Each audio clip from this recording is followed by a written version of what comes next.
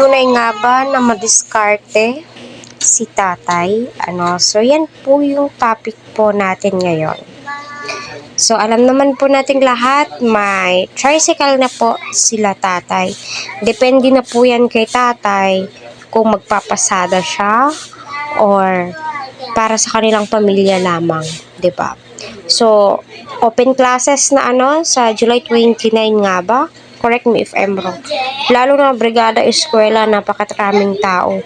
Tiba-tiba talaga yung mga tricycle driver niyan, 'di ba? Kasi ika nga ni Beyonce, bus lamang po yung sinasakyan nila papunta sa eskwelahan at hapon ay naglalakad na po sila. So malaki po yung perang kikitain po ni tatay if ever kung magpapasada siya, na kay tatay po yung desisyon niyan, 'di ba?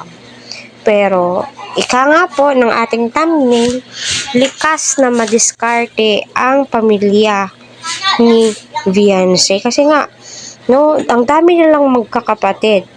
Pero nakakasurvive po sila nung time na wala pa po ang kalingap. Kasi nagtutulungan po sila kung papaano or saan sila kukuha ng pang-araw-araw po nilang pangkain, di ba? Buti na lang, nang dumating ang kalingap, medyo yung bigat ng pasanin ng pamilya po ni tatay, yung iisipin ni tatay, medyo nabawas-bawasan or nabawasan nga po talaga. So, napakaswerte ng pamilya ni tatay. Kaya, patuloy po natin silang suportahan.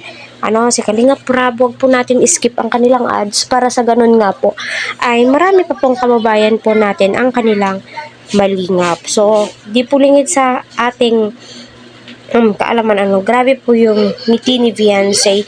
Blooming po si Beyonce kasi nga yung dating parang di mo ma-explain yung mukha ni Beyonce noon na parang ang dami niyang iniisip, ang dami niyang problema kasi nga kita naman po natin sa hirap po ng buhay.